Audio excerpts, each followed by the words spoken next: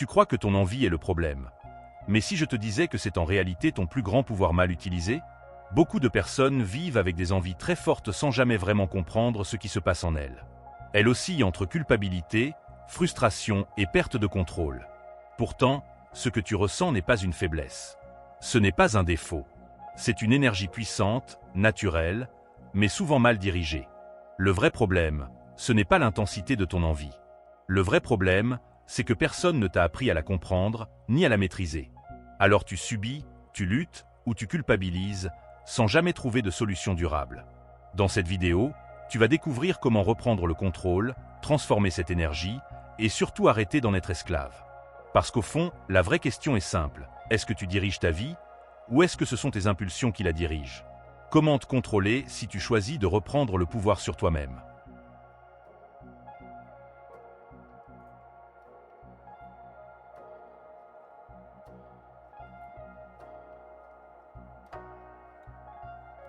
La première chose que tu dois comprendre, c'est que ce que tu ressens n'est pas un problème à éliminer, mais une réalité à comprendre. Cette envie fait partie des forces les plus fondamentales de l'être humain. Elle est liée à la vie elle-même, à la création, à la continuité de l'espèce. Autrement dit, ce n'est pas quelque chose d'anormal ou de déviant. C'est une énergie brute, puissante, profondément enracinée dans ton corps. La rejeter ou la diaboliser, c'est entrer en conflit avec une partie essentielle de toi-même. Cependant, il est crucial de faire une distinction claire. Il y a une différence entre ressentir une envie dans ton corps et être constamment envahi par elle dans ton esprit. Le corps fonctionne par instinct, mais le mental, lui, peut amplifier, répéter et même obséder autour de cette énergie. Et très souvent, ce n'est pas l'envie en elle-même qui pose problème, mais la manière dont elle est entretenue par tes pensées, ton environnement et ce que tu consommes au quotidien, que ce soit des images, des contenus ou même des discussions. Il faut aussi comprendre que tout le monde ne vit pas cette énergie de la même façon. Certaines personnes ressentent des envies très intenses et fréquentes, d'autres beaucoup plus modérées, et certaines encore y pensent très peu.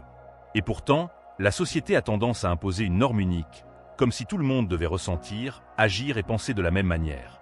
Cette pression crée de la confusion, car tu peux te sentir trop ou pas assez, alors qu'en réalité, il n'y a pas de standard universel. Ce qui complique encore les choses, c'est le regard que tu portes sur toi-même. Si tu associes ton désir à quelque chose de négatif, tu vas créer de la honte. Et cette honte ne fait qu'intensifier le problème, car elle te pousse à lutter intérieurement. Or, plus tu luttes contre une pensée ou une envie, plus elle prend de place. C'est un cercle vicieux. Tu ressens, tu juges, tu résistes, et ça revient encore plus fort. La clé, ici, c'est de changer complètement ta manière de voir les choses. Au lieu de te demander « pourquoi j'ai ces envies ?», demande-toi plutôt « qu'est-ce que cette énergie représente en moi ?» Parce que derrière chaque envie, il y a une force de vie, une intensité, un potentiel. Et lorsque tu commences à observer sans juger, à comprendre sans rejeter, tu fais un premier pas essentiel. Tu passes d'un état de confusion à un état de conscience. Et c'est là que tout commence vraiment.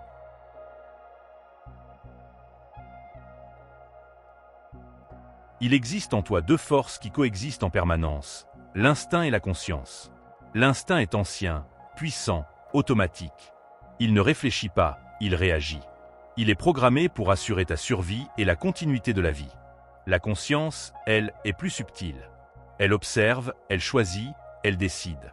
Le problème, c'est que la plupart des gens vivent principalement sous l'influence de leurs instincts sans même s'en rendre compte, pensant qu'ils n'ont pas le choix face à certaines envies. Quand une envie devient intense, elle donne l'impression d'être une urgence. Ton corps envoie des signaux forts, ton mental s'agite, et tout en toi semble dire « il faut agir maintenant ». Mais en réalité, ce n'est pas une obligation, c'est une impulsion. Et cette confusion est dangereuse. Parce que si tu crois que chaque impulsion doit être satisfaite immédiatement, tu abandonnes ton pouvoir de décision. Tu deviens quelqu'un qui réagit à la vie, au lieu de quelqu'un qui la dirige. Regarde simplement ce qui se passe quand tu prends un instant de recul. Si tu attends quelques minutes sans agir, l'intensité de l'envie change. Elle monte, puis elle redescend. Elle n'est pas constante. Cela prouve une chose essentielle. Tu n'es pas obligé d'y répondre. Tu peux observer sans agir. Et dans cet espace, même très court, tu découvres quelque chose de puissant. Tu as le choix. C'est exactement ce qui distingue un être humain d'un être guidé uniquement par ses instincts. Un animal suit son impulsion immédiatement. Il ne se pose pas de questions. L'humain, lui, a la capacité de créer une distance entre ce qu'il ressent et ce qu'il fait. Et cette distance, C'est là que se trouve ta liberté. Plus tu développes cette capacité, plus tu reprends le contrôle de ta vie. Le but n'est pas de supprimer tes instincts, ni de les combattre. Ils font partie de toi. Le véritable objectif est de les intégrer avec conscience. Quand tu es conscient, tu peux choisir quand agir, comment agir, et surtout pourquoi agir. À ce moment-là, tu ne subis plus ton énergie. Tu l'utilises. Et c'est exactement là que commence la maîtrise de soi.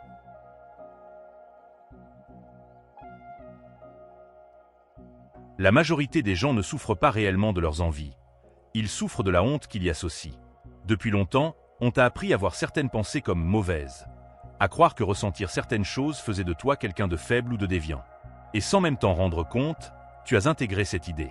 Résultat, chaque fois que l'envie apparaît, elle ne vient pas seule. Elle vient avec un sentiment de culpabilité, comme si tu faisais quelque chose de mal, même en silence. Mais prends un instant pour réfléchir avec honnêteté. Est-ce que ressentir quelque chose est un crime? Est-ce que le simple fait d'avoir une pensée fait de toi quelqu'un de mauvais? Non. Ce que tu ressens est humain. C'est brut, naturel et universel. Le problème ne réside pas dans l'envie, mais dans le regard que tu poses dessus. Tant que tu continues à te juger, tu restes enfermé dans un conflit intérieur permanent. Ce conflit est encore amplifié par la société actuelle. D'un côté, elle stimule constamment tes sens, elle attire ton attention, elle nourrit tes désirs à travers les images, les contenus, les messages. Et de l'autre côté, elle te fait croire que tu devrais être parfaitement maîtrisé, presque insensible. C'est une contradiction totale. On te pousse dans une direction, puis on te fait culpabiliser d'y être allé. Et beaucoup de personnes restent piégées dans ce cercle sans même le réaliser. Pour sortir de ça, tu dois changer complètement de posture. Il ne s'agit plus de te demander si c'est bien ou mal. Il s'agit de te demander, est-ce que je suis conscient de ce que je fais? Est-ce que je choisis? Ou est-ce que je subis? Ce simple changement de question transforme tout. Tu passes d'un mode de jugement à un mode d'observation. Et dans l'observation, il n'y a plus de honte, il y a de la lucidité. Quand tu arrêtes de te condamner, tu récupères une chose essentielle, ton pouvoir.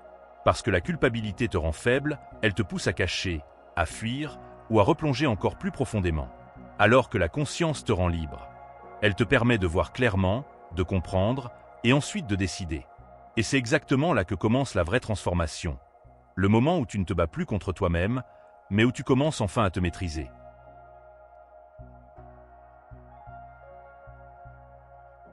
Ce que tu ressens en toi n'est pas juste une envie passagère, c'est une énergie brute extrêmement puissante.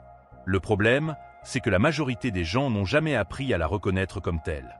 Ils la voient comme un besoin à satisfaire immédiatement, alors qu'en réalité, c'est une force intérieure qui cherche une direction. Lorsqu'elle n'est pas comprise, elle devient une compulsion. Mais lorsqu'elle est maîtrisée, elle peut devenir un moteur incroyable pour transformer ta vie. Imagine un instant que cette énergie soit comme un feu. Si tu la laisses se propager sans contrôle, elle peut tout brûler sur son passage. Ton temps, ta concentration, ta discipline, voire ton estime de toi. Mais si tu apprends à la canaliser, ce même feu peut te réchauffer, t'éclairer et te propulser.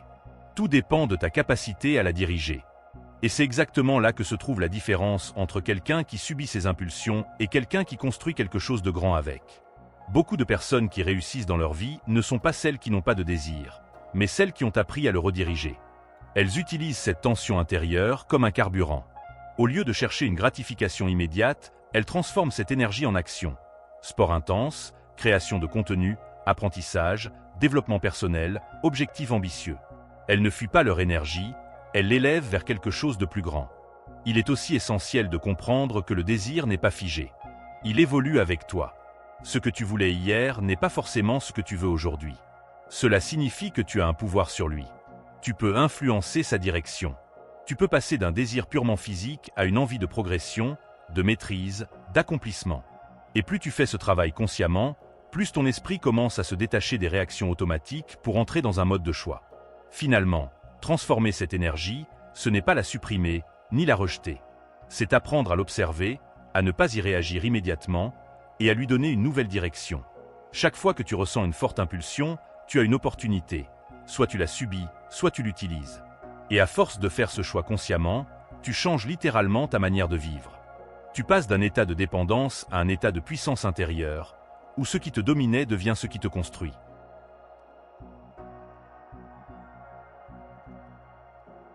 Devenir le maître de soi-même commence par une prise de conscience simple mais puissante. Tu n'es pas obligé d'agir à chaque envie que tu ressens. Une impulsion n'est pas un ordre, c'est une proposition. Pourtant, la majorité des gens vivent comme si chaque désir devait être immédiatement satisfait. Et c'est là qu'ils perdent leur liberté. La vraie maîtrise commence le moment où tu es capable de ressentir une envie sans te précipiter pour y répondre. Ce petit espace entre le ressenti et l'action, c'est là que réside ton pouvoir. Ce pouvoir, cependant, ne se développe pas par hasard. Il s'entraîne. Chaque fois que tu prends quelques secondes pour respirer, observer et ne pas réagir automatiquement, tu renforces ta capacité de contrôle. Au début, ce sera difficile.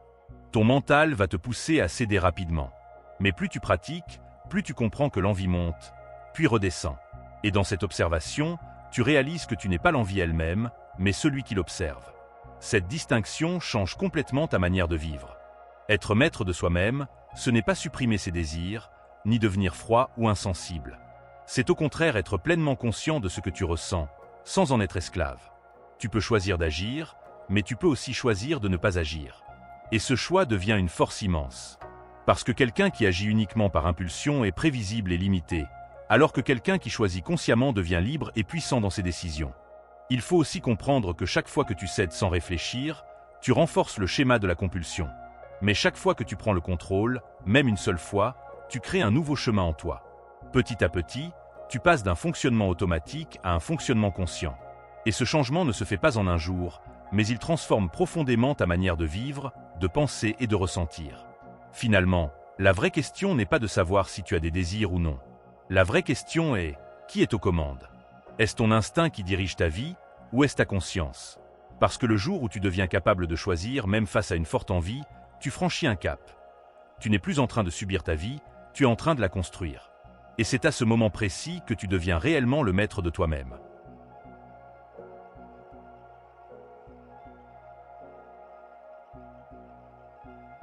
Au fond, il ne s'agit pas de fuir tes envies, ni de les combattre comme si elles étaient un ennemi. Il s'agit de les comprendre, de les observer, et surtout de reprendre le contrôle. Ce que tu ressens est une énergie puissante. Et comme toute énergie, elle peut soit te dominer, soit t'élever. Tu n'as pas à avoir honte de ce que tu ressens. Tu n'as pas à te juger. Mais tu as une responsabilité, celle de ne pas vivre en pilote automatique. Parce que vivre uniquement sous l'effet de ses impulsions, c'est passer à côté de son véritable potentiel. Chaque moment où tu choisis consciemment, même face à une forte envie, tu deviens plus fort, plus lucide, plus libre. Et petit à petit, tu construis une version de toi qui n'est plus dirigée par ses instincts, mais par sa volonté. Alors souviens-toi, tu n'es pas ton envie. Tu es celui qui peut décider quoi en faire. Et c'est exactement là que commence ta véritable puissance.